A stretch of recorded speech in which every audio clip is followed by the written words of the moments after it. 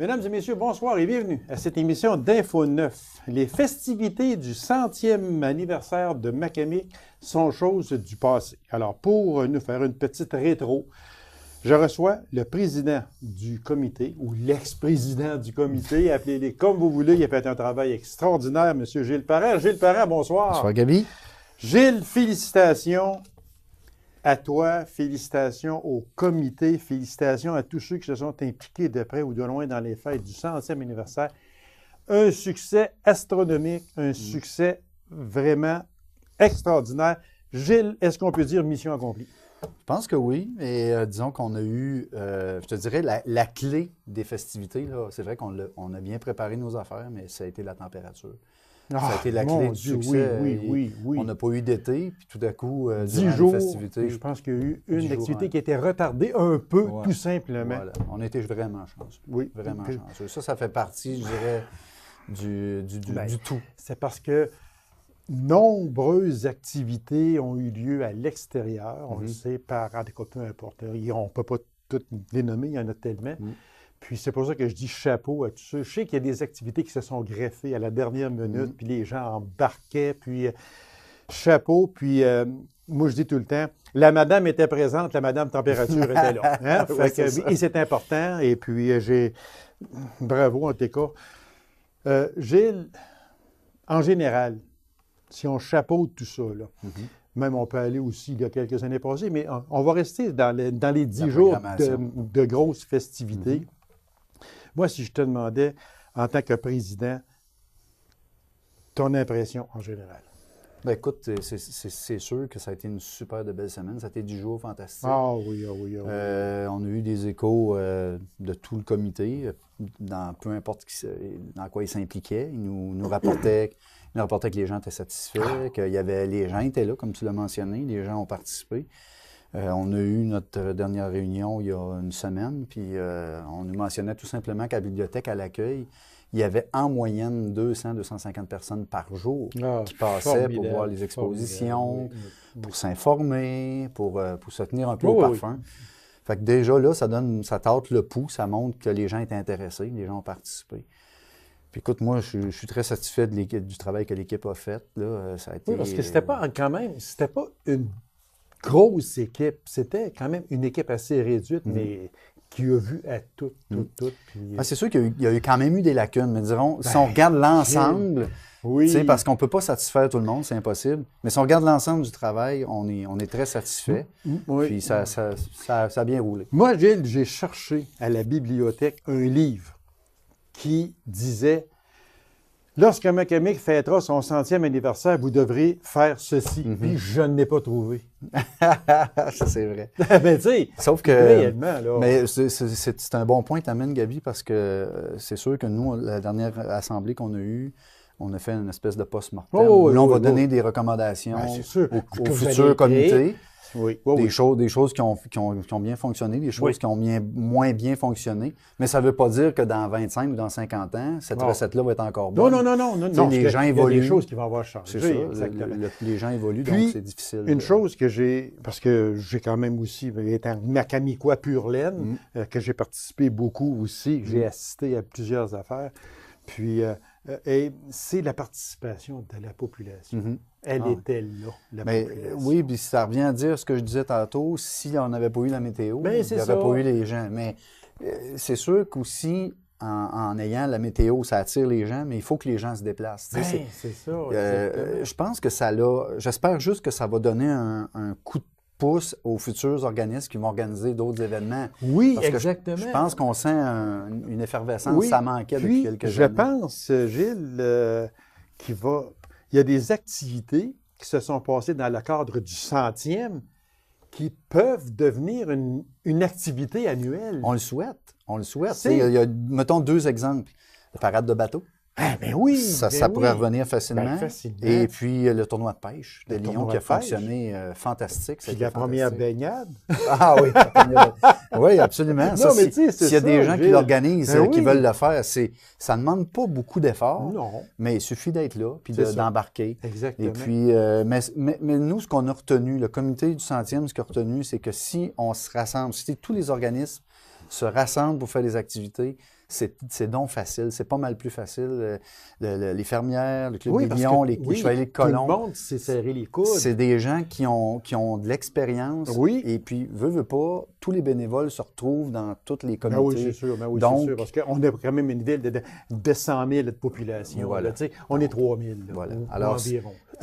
serrons-nous les coudes, puis on peut réaliser de grandes choses. Ben oui, c'est sûr. Ouais. Parce que moi, quand je regarde, juste un exemple, la parade. Mm-hmm. Ben, la fameuse parade, là, j'étais un peu sceptique. Je l'avoue. J'étais sceptique. Je me disais, bon, quoi, 7-8 chars allégoriques, et puis ça va être plaisant. Mais on se rend compte que moi, j'étais près du rang 2, pas loin, puis il y avait encore des chars qui partaient là, de l'église et du centre-ville. Mais j'ai dit, c'est incroyable. Ouais. Écoute, Gabi, l'autre chose il y a eu la météo, c'est clair. Oui. Mais le fait d'avoir l'occasion que la SAR fête son 100e avant nous, oui. Eux, ils avaient fait ça aussi en grande pompe. C'était vraiment beau ce qu'ils ont fait. Très beau, ils ont travaillé très, très fort, une équipe oui. fantastique. Et je pense que ça a créé un mouvement. Tu sais, on l'a vu dès pour partir avec l'arrivée du train. Il y avait près de 2000 personnes à l'arrivée du train. Puis je pense que cette activité-là, ça a donné le ton pour tout l'été. Exactement. Pour les fêtes de la Sarre, de Macamic et de la Reine. Oui, puis à la Reine, c'était pareil. Je parlais avec Mme Perrault qui me disait, à la Reine, là, il y avait 250 bénévoles à la Reine, puis ils sont 300 dans le village. Non, mais tu sais, c'est ça. Là. Bravo. Population d'Abitibi-Ouest en général. Bravo, Macamic, bravo la Sarre, bravo la Reine, bravo à tous ceux qui ont participé au comité des bravos et des bravos. Moi, Gilles, si tu me permets, je vais juste faire une petite parenthèse. Ah oui, donc. Je l'ai fait, puis j'en parle plus jamais après. OK? C'est une promesse. On en parlera au 200e. On en parlera au 200e. Moi, là, je veux m'adresser là, aux chioleux. OK? Ça, là, il faut que je les dise, parce que moi, là, j'en ai ici. Là. Tu sais, là, les chioleux, là, il y en a, là, réellement, là, moi, j'aurais fait ça de même. Hey, moi, j'aurais fait ça de même. Oui, mais il y avait de la place sur les comités. Hein? Absolument. Fait que, tu sais, là, il y en a qui font juste chialer. Mais excuse, c'est un petit nombre, là. Faut quand même pas généraliser. Un petit nombre. Vous autres, là, j'ai juste une chose à vous dire, là. Quand c'était le temps de s'impliquer, là, la chaise était vide. Vous étiez pas là. Mais je m'excuse, là. J'ai juste une suggestion à vous faire. Premièrement, fermez-les, c'est fini. OK? Fermez-les, là, c'est fini. Arrêtez de dire, moi, j'aurais fait ça de même.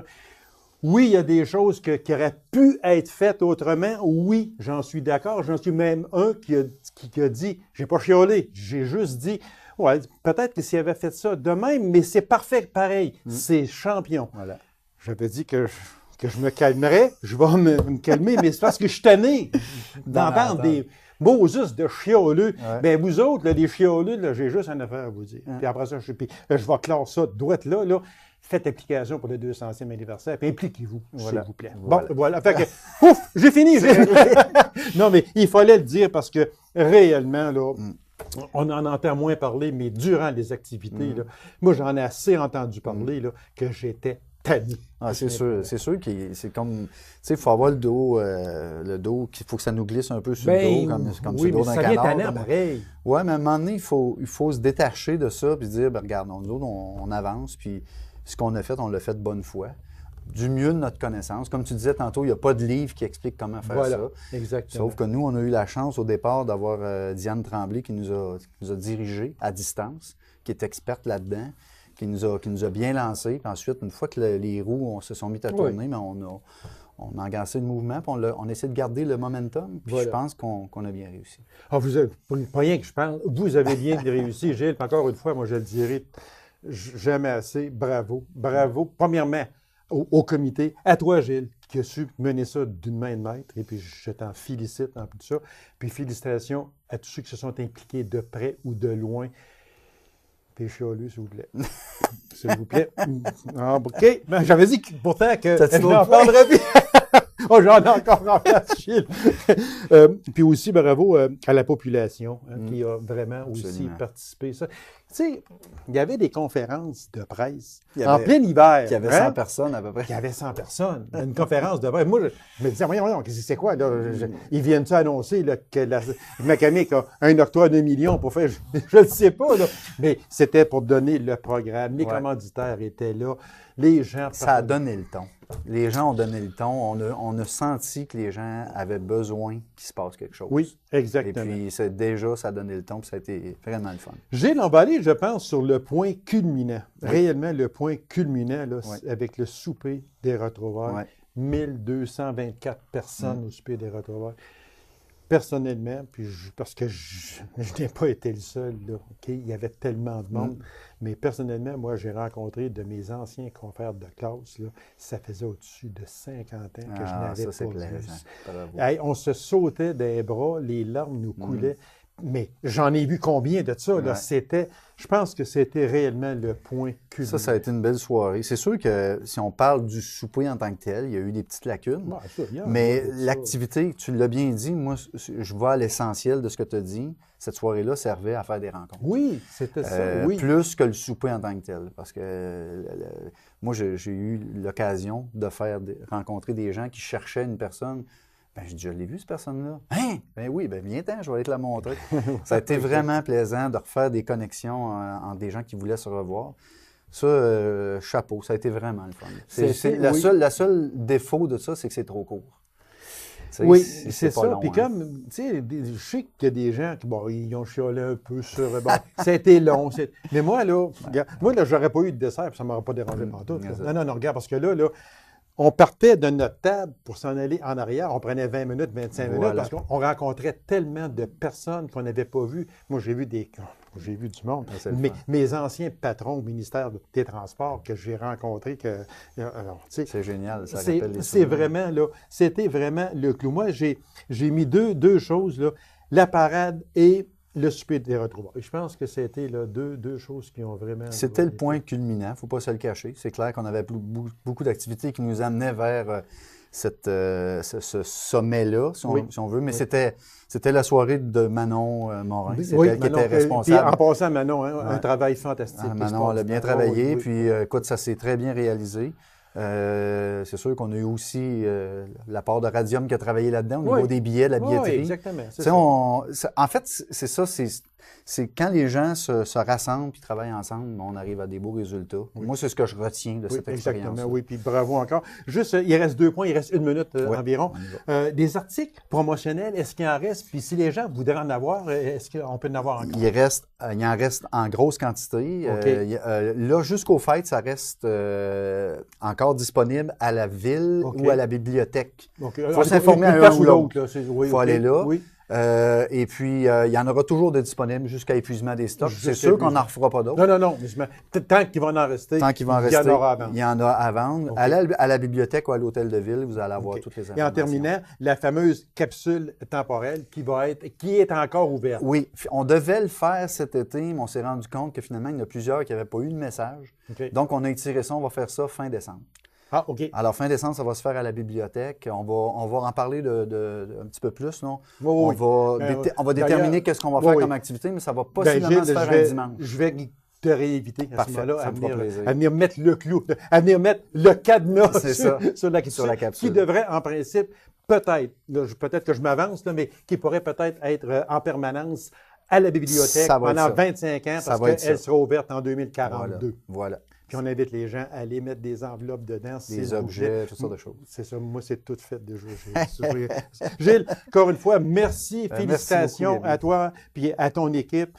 Bravo à la population en général. Puis je veux aussi souligner bravo à la reine et à la sœur également. Gilles, merci infiniment. Merci beaucoup. Puis merci de ton implication. Merci.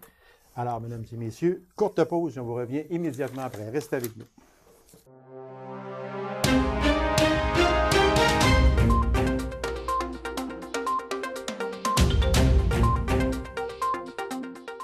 Du 3 au 8 octobre prochain, l'ensemble Aiguebelle, orchestre à cordes de l'Orchestre symphonique régional, présentera sa tournée en 3 temps.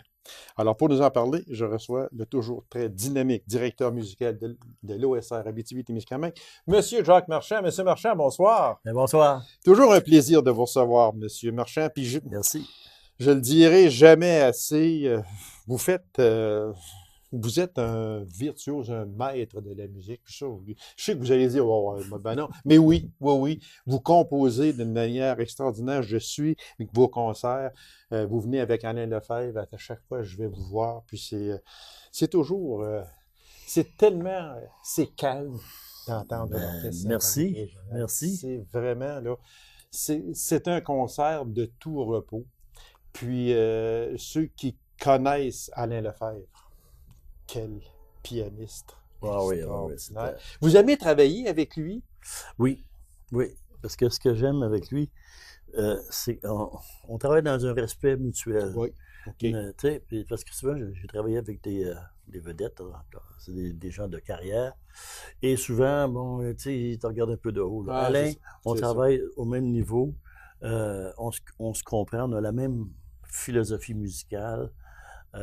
Puis finalement, on a du plaisir, on rigole comme des fous.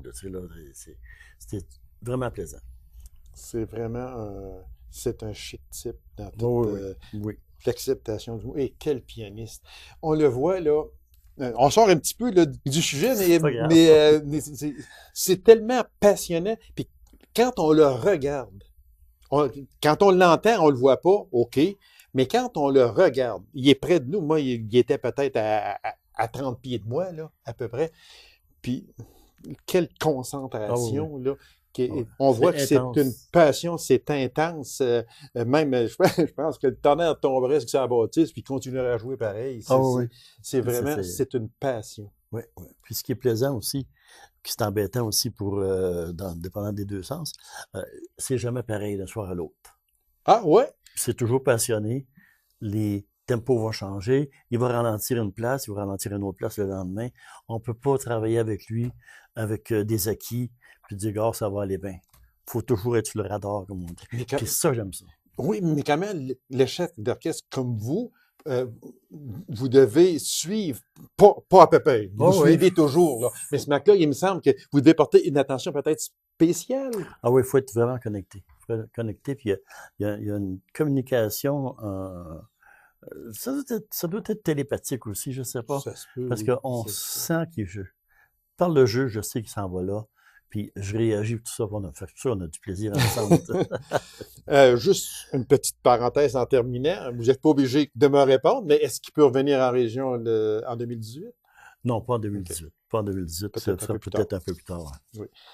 Alors, il sera toujours le bienvenu. Hein? Oh, oui. C'est sûr. Comme vous êtes toujours le bienvenu ici. Merci. À mon émission, M. Marchand. Bon, OK, là, on tombe dans le vif du sujet exactement du 3 au 8 octobre. Présentation de la tournée en 3 temps. Pourquoi en 3 temps?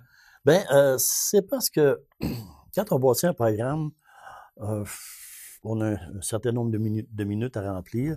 Okay. Dans le cas de l'ensemble de Gabelle, c'est à peu près 60 minutes de musique.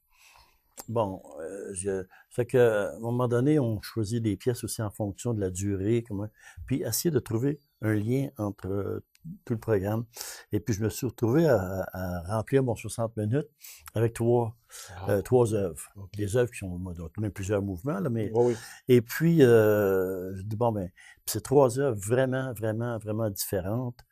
Puis, bon, ça va être en 3 temps, tu sais, c'est pas une valse, là, Exactement, c'est ça. Non, ça fait qu'il y a un temps folklorique, que je dirais, ou à peu près, qui nous rappelle un peu nos origines, avec la pièce de Harry Summer, qui est une suite pour orchestre à cordes. C'est des variations qu'il a faites sur certains thèmes folkloriques, comme Simon Moine voulait danser. C'est un compositeur torontois. C'est un des grands compositeurs canadiens. Après ça, avec le Palladio de Carl Jenkins, c'est l'aspect urbain que je dirais. Okay. Là, on est vraiment dans la musique urbaine. Ça swing, c'est plaisant, c'est beau, c'est riche. Et le Palladio, c'est quelque chose d'extraordinaire. Ah, c'est beau, c'est vraiment beau. Il y a 3 mouvements là-dedans. Oui, parce on connaît surtout le premier mouvement. Quand je l'ai vu sur sur le programme, j'ai dit, ah, moi, ça me dit quelque chose, parce que je l'avais déjà écouté. C'est beau. Puis même si les gens ne savent pas c'est quoi, là, du nom, ils l'ont entendu à quelque part. Et voilà. Exactement. C'est ce que je me disais. Peut-être les gens ne savent pas que c'est ça. Mais en l'entendant, ils vont dire, oui, c'est ça. C'est ça l'affaire. OK, c'est lui. Exactement. C'est une œuvre qui est très, très connue. Et puis le troisième temps, mais c'est une pièce que j'ai composée il y a quelques années. Oui, et ça, c'est le temps le plus intime, je dirais. Ça, je voudrais revenir. Sur ça, je voudrais insister. Lorsque vous parlez, c'est une de vos créations, c'est ça, qui s'appelle « 4 jours dans la vie d'un homme ». Et ce que l'on a remarqué dans ça, M. Marchand, c'est, on dit que c'est une œuvre non religieuse, mais qui s'inspire des derniers jours du Christ. Oui, en fait, c'est pas une œuvre religieuse dans le sens qu'on entend. C'est plutôt mon questionnement sur qu'est-ce qui était sur l'homme qui était, puis sa fin tragique. C'est quoi cette affaire-là? Tu sais là, avec du recul, parce qu'un gars il a parlé de s'aimer, puis c'est tout, on va le crucifier, tu sais là. J'ai regardé plus Allez voir le fond de l'histoire. L'aspect humain. L'aspect humain c'est pas l'aspect divin, là, parce que bon, je rentre pas dans ça, mais il reste que c'est quelqu'un en chair et en os comme moi, là, tu sais, là. Fait que et puis l'idée m'est venue, ça fait tout de même assez longtemps, parce que maintenant, à Rouen, du côté de Noranda, l'Agora des Arts, c'est l'ancienne église Notre-Dame de la Protection. Voilà. Et puis, dans les débuts, quand l'église s'est transformée en salle de concert, le chemin de croix est encore tout autour de l'ancienne église. Et on allait au concert, puis j'ai toujours aimé les œuvres d'art religieuses. Puis dans les églises, il y en a. Oui, c'est ça, tu sais. Puis c'est une forme d'art qu'on n'ose pas, qu'on dénigre parce qu'on a peur. Il y a le mot religion qui est greffé à ça. Puis sinon, c'est des artistes, c'est vraiment... Pourquoi pas que c'est des... Tu sais, aujourd'hui, on accepte Michel-Ange. Mais puis, ce chemin de croix-là, il était très beau. Là, il est rendu à la cathédrale, je pense, Saint-Joseph, je ne sais plus.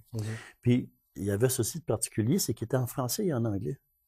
Oui, c'est vraiment curieux. Là, c'est la première fois, oui. Et puis, moi, j'allais au concert, puis je regardais ce chemin de croix-là. De toute façon, je suis toujours curieux par ces chemins de croix-là. Et l'idée m'est venue de faire quelque chose musicalement. Et puis, c'était comme instinctif, c'était quelque chose pour orchestre à cordes. Puis là, j'avais mis ça sur le côté. J'ai demandé à une de mes amies qui est photographe de me photographier toutes les stations. Fait que je me suis installé ça devant moi pour m'en inspirer, c'est ça. Et puis, donc, là, j'ai appelé ça les 4 jours. Les 4 jours dans la vie d'un homme, c'est le jeudi, vendredi, samedi, dimanche. Puis, avec un prélude comme ouverture, ça donne... c'est tout de même une pièce, une œuvre qui dure 30 minutes. Là. C'est intense. C'est majeur. C'est majeur, exactement.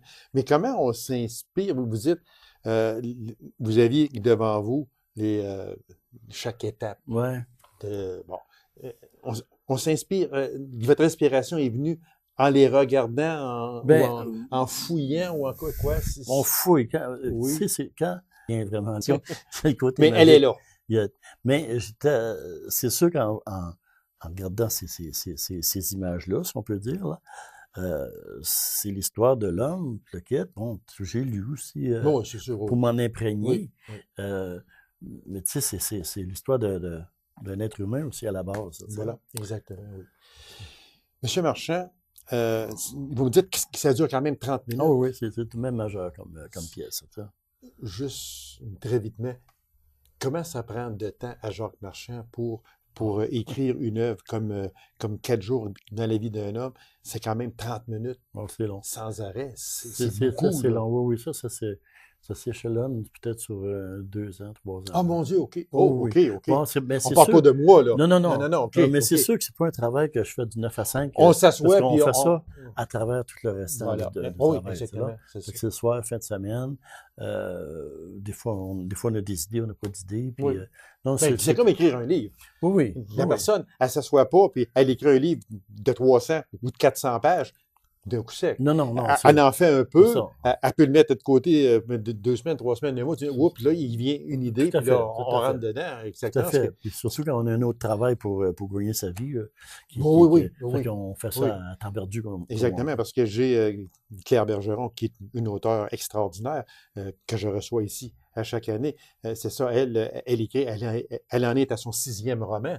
Et puis, elle prend, je ne sais pas combien de temps, mais elle prend plusieurs mois à l'écrire, mais des fois, elle peut se lever en pleine nuit. Elle pense à quelque chose. Elle va prendre des notes. C'est pareil pour... Quand l'idée vient, c'est là. C'est là. C'est pas bien, OK. Demain matin, elle ne revient pas. Ah non, elle revient pas. Juste une parenthèse, M. Marchand, pour bien centrer l'orchestre... l'ensemble Aiguebelle, pardon. C'est pas l'orchestre symphonique, là. C'est ça qu'il faut faire attention. C'est le noyau des cordes. Des cordes. Ouais, il n'y a pas de cuivre, il n'y a rien de ça. C'est un orchestre à cordes, un petit orchestre à cordes. On est 12 musiciens ou musiciennes. Et c'est vraiment... Donc, c'est le répertoire de musique de chambre qu'on appelle. OK, c'est ça. Petit répertoire, pas petit répertoire, mais petit orchestre. Et c'est un répertoire très différent de le répertoire d'orchestre symphonique. Et puis, avec l'ensemble Aiguebelle, ça nous permet de présenter au public ce type de répertoire-là qui est pour orchestre à cordes, qui est très beau. Il y a beaucoup de choses, il y a beaucoup de répertoire. Fait que c'est une autre approche. Parlez-nous, parce qu'à chaque année, il y a un concours qui se fait à chaque année. C'est un concours pour un jeune, musicien, un ou une, peu importe. Ce concours-là, c'est un jeune de Sainte-Terre qui l'a remporté. Lui, ça va lui permettre de faire une présence avec l'ensemble Aiguebelle. Parlez-nous de ce jeune-là. En fait, je fais 2 concours pour les jeunes par année. Un pour les 12 ans et moins, pour les violonistes 12 ans et moins. Puis 12 ans et plus, c'est pour tout instrument confondu. OK, c'est beau. Et Gabriel Rabi, c'est un jeune violoniste de Sainte-Terre, un excellent musicien, un petit bonhomme, là, il joue ça solide. Et le prix du concours, c'est de faire 1 ou 2, 3 concerts au choix avec l'ensemble Aiguebelle. Lui, il a choisi de le faire à Val-d'Or. Oui, parce qu'il vient de ce coin-là. J'aurais aimé faire toute la tournée, mais tu sais, quand on a 10 ans, puis là, c'est les parents. Puis l'école et tout. Oui, c'est sûr que les jeunes en bas de 12 ans, je les laisse choisir où ils veulent jouer. Ah, OK. Ça veut dire qu'on aurait la chance, je présume, que si ce serait un ou une jeune de l'Abitibi-Ouest, probablement qu'il choisirait... Ben, il y a des chances que ça. Il choisirait probablement... malgré qu'une fois, j'ai eu une jeune fille, qui avait choisi de faire toutes les 5 concerts. OK. Ça dépend de la disponibilité des parents aussi. Les dates et les lieux, parce qu'il nous reste à peine 1 minute, M. Marchand. Donc, ça débute le 3 octobre à Amos. Oui. Au Théâtre des Esquerres. Au Théâtre des Esquerres. Je vais vous laisser parce que j'ai... OK, c'est beau. Ça débute le 3 octobre à 19h30 à Amos au Théâtre des Esquerres. À Val-d'Or, remarquez que c'est à la salle multifonction du Conservatoire de musique. C'est le mercredi 4 octobre 2017 à 19h30. À Rouyn-Noranda, c'est au Théâtre du Cuivre le jeudi 5 octobre à 20h. À La Sarre, c'est la salle Desjardins le samedi 7 octobre à 20h. Et Ville-Marie au Théâtre du Rift. C'est le dimanche 8 octobre 2017 à 16h. Vous remarquez que c'est en matinée, c'est à 16h. Les billets sont toujours accessibles à ticketaccès.net ou au comptoir des salles de spectacle. Monsieur Marchand, merci infiniment. Encore, c'est une belle tournée. Puis, on va se recevoir. Je vais vous recevoir encore très bientôt pour votre tournée de concert de Noël. C'est un incontournable. C'est un incontournable. Merci beaucoup, monsieur Marchand. Et encore une fois, bon succès et continuez votre œuvre qui est magistrale. Merci à vous. C'est moi qui vous remercie. Alors, mesdames et messieurs, merci d'avoir été là. On se donne rendez-vous à une prochaine émission de Info 9. Au revoir.